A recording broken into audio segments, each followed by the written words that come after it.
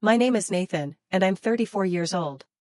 I've always been the one who kept my head down, did the responsible thing, paid my share and more while everyone else in my family seemed content to skate by on the bare minimum. I'm not rich, not by any stretch, but I've worked in IT since I was 22. Saved aggressively. Never married. No kids. That meant I became the reliable one, the go-to, the unspoken ATM. And I never complained, at least not out loud. For years, I helped cover my parents' utilities when my dad's pension fell short. I paid off my brother Josh's credit card debt when his wife accidentally maxed it out planning a baby shower. I even co-signed for their car loan, which they promptly forgot to make payments on, tanking my credit for a while. And still, I kept showing up birthdays, holidays, random Tuesday night dinners, always with a bottle of some drink or a gift, trying to stay in the picture, trying to believe I was part of a family. But that belief took its final blow at this year's family reunion. The invitation came in the mail, the kind with too much glitter glued to the envelope and a passive-aggressive, "We hope you can make it this year," in cursive at the bottom. Posted at my parents' house as always. Catered, they said. RSVP required, which I did on time, politely, with a note saying, "I'll bring a gift basket." I even picked one out myself, local honey, fancy cheeses, a few gourmet jams. Wrapped it up in cellophane with a blue satin bow. When I pulled into the driveway that afternoon, the house was buzzing with activity cars lined both sides of the street, balloons tied to the mailbox, kids running through sprinklers on the lawn. From the outside, it looked like the kind of family event you'd see in a movie. But inside, that was always a different story. I walked up the path with the basket in my hands, smiling, ready again to try, to be polite, to belong. But the moment I stepped through the door, I felt it, that quiet shift in energy. The way people's eyes skimmed past me like I was just another decoration. My cousin Mark nodded vaguely before returning to his conversation. My Aunt Debbie gave me the kind of hug people reserve for coworkers they don't really like. And then, just behind the dessert table, I saw the seating chart, big handwritten names in gold ink on a giant whiteboard. Rows of round tables drawn in dry erase marker, each spot assigned. And my full name had a thick black line slashed through it. At first, I thought maybe it was a mistake. Maybe they changed tables and hadn't erased the old assignments. I looked closer. Nope. Underneath where my name used to be, in smaller letters, someone had written extra guest. Before I could even form a thought, I heard her. "Oh God, you actually came." It was my brother's wife, Amanda. She was wearing some flowing floral dress like she was auditioning for the Real Housewives of Suburbia. She was holding a mimosa in one hand, a fake smile on her face. But her tone pure venom. "Did you not get the hint last year?" she added with a laugh, already turning to someone else. "We figured you'd skip like usual." Before I could respond, I caught sight of my mom across the room. I raised a hand in half a wave, and she started walking over. For a second, I thought maybe, just maybe, she'd say something kind, welcome me, make it okay. Instead, she rolled her eyes. "Please," she muttered as she passed me, not even stopping. "Just don't embarrass us this time, all right? Last year's toast was awkward enough." Toast? I hadn't even given one. I'd said one sentence of appreciation for Grandma. That was it. That was embarrassing? My hand tightened around the gift basket. My throat felt dry. And in that moment, something shifted. There was no outburst, no dramatic scene, just a slow realization crawling up my spine like ice. I didn't matter to them. I was a seat filler, a wallet, a name on a list that only mattered when they needed something. I didn't speak. I didn't argue. I simply walked over to the kitchen counter, set the basket down gently, adjusted the bow, and walked out the front door without looking back. I don't think they even noticed at first, or if they did, they didn't care. I drove off in silence. Windows down. Not angry. Numb, like something had broken inside me quietly, and the air rushing past my face was all that was keeping me steady. For the first time in my life, I didn't go back. I didn't check in the next day. I didn't reply to my mother's group text photo dump captioned, "Family Red Heart so blessed." I just stopped. And within a week, the consequences started. It began when my dad's electricity was shut off. Apparently, the autopay I'd been covering for the last year was no longer working. Then came the frantic call from Josh. His card had been declined at a restaurant. He swore it must be a glitch until he realized the joint account I'd been quietly funding for emergencies had been closed. But the real panic started when the checks bounced. See, my mom had this monthly check she sent to her church and to the garden club checks she always bragged about donating from the heart. Except they were never from her heart. They were from mine. I'd been transferring money into her account like clockwork on the first of every month for years. This month, nothing. And that's when the voicemails started. It began with my dad's stiff tone, "Nathan, something's wrong with the power bill. Call me back." Then Josh, "Bro, what happened with the card? Amanda's furious." Then my mom, "Please call us. We need to talk. You're overreacting." Overreacting. It was always the same. I was always overreacting when I didn't let myself be stepped on. When I dared to ask for even basic respect. By the end of the week, I had 15 voicemails and nearly 30 text messages. Some pleading, some angry. One from Amanda saying, "I don't know what game you're playing, but you're punishing your family." Family? That word didn't mean what it used to. I didn't reply. I didn't block them either. I wanted them to sit in it, to feel what I had felt at that reunion, staring at my scratched-out name while people sipped champagne and laughed like I was the joke. The voicemails kept piling up. By the end of the second week, my inbox was a museum of guilt trips, half apologies, and veiled threats. My father left a particularly long one where he tried to sound composed but let the bitterness seep in around the edges. "Nathan, we're just trying to understand why you're doing this. We raised you better than this. You're punishing your entire family over what? A seating chart. A seating chart." That's how small they thought the wound was.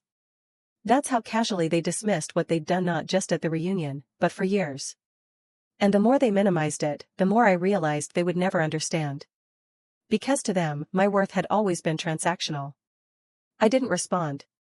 Not to that voicemail, or the one from Amanda 2 days later where she actually had the audacity to say, "Look, I'm sorry if you felt excluded, but you really need to grow up and stop acting like everything's about you."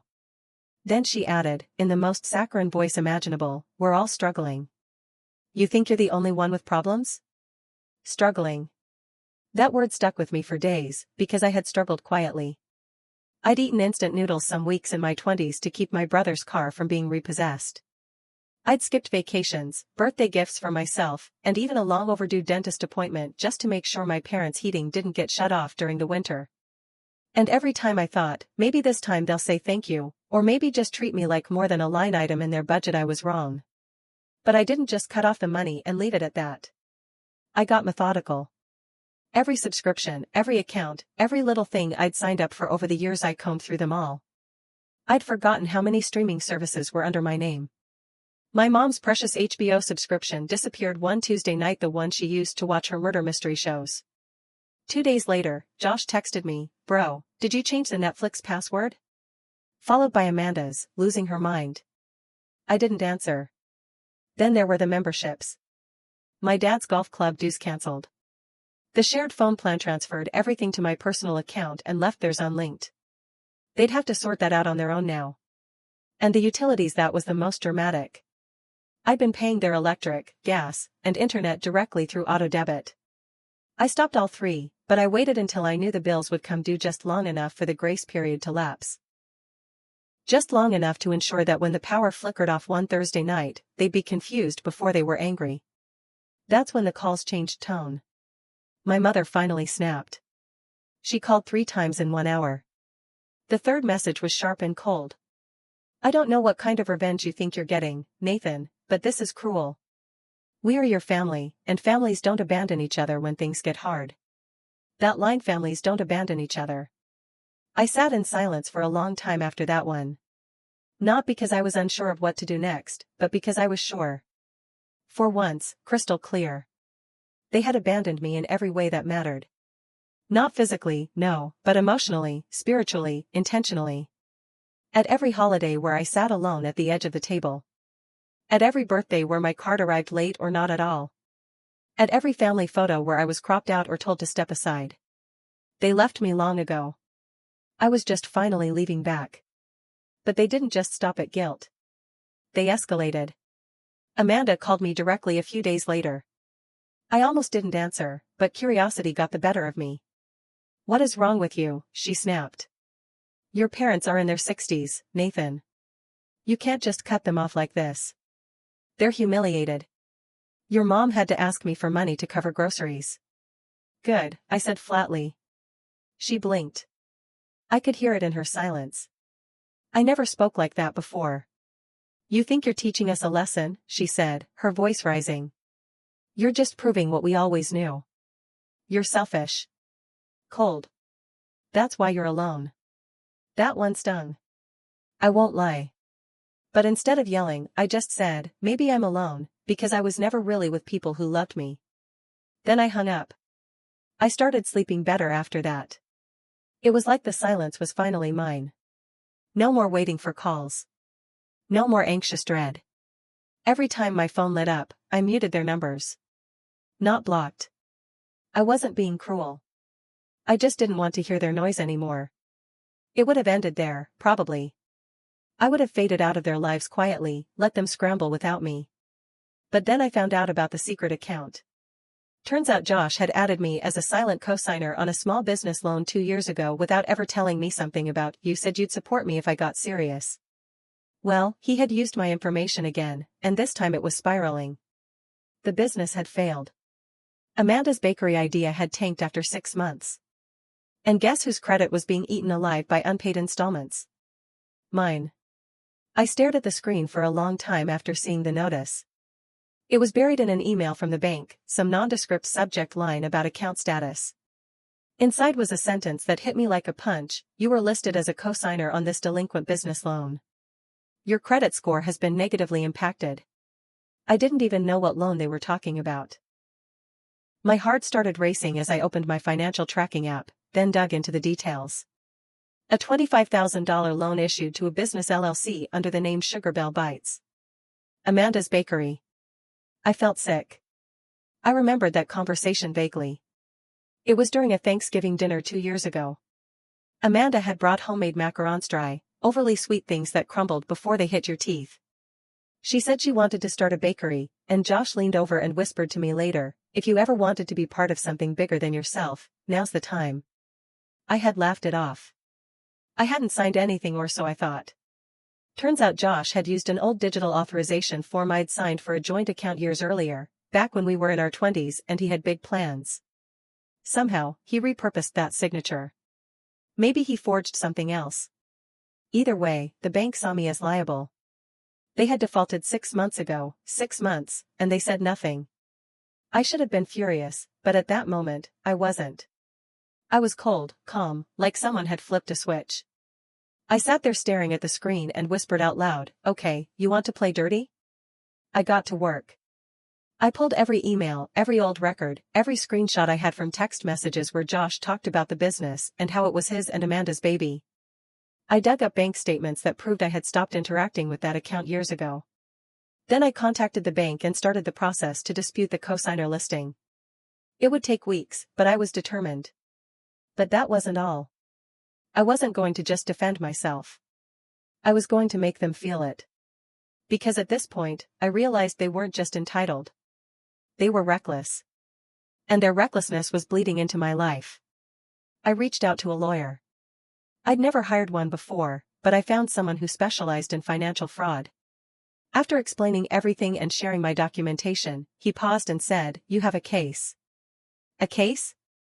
That changed everything. I gave him permission to proceed. Meanwhile, I took a more personal approach. I started with Amanda's Bakery page. It was still up on Facebook and Instagram, full of fake positivity and discount cupcake promos. I noticed the comments had started drying up around the same time the loan went belly up. I left a polite but public comment under one of her last posts, curious if you ever refunded the customers who never got their orders when the bakery shut down. It got 5 likes and 2 replies within an hour, both from people saying they had placed orders and never received anything. One even asked for my lawyer's info. Josh called me at midnight that night. I didn't answer. Next, I reached out to the family group chat. I hadn't said a word in there since before the reunion. I'd been a ghost, but now I typed out one single message. "Just a heads up. Josh and Amanda fraudulently listed me as a co-signer on a failed $25,000 loan without my consent. I've retained legal counsel. If anyone else has shared accounts or loans with them, you might want to check. Silence. Then two people left the group chat. My cousin Mark messaged me privately, "Wait, seriously? What is wrong with them?" I didn't reply. I didn't have to. A week later, my lawyer filed the initial complaint. Josh and Amanda were served at their apartment. I didn't witness it, but I heard from a neighbor of theirs who worked with me years ago. Apparently, Amanda screamed at the poor process server, and Josh tried to say, "This is a misunderstanding. We're family." Family. That word again. I thought that might be the breaking point, but no. My mom finally called me the next morning. She sounded tired. Her voice, usually clipped and dismissive, had softened in that way people try when they realize the floor beneath them is collapsing. "Nathan," she said. We didn't know about the loan. Your brother didn't tell us."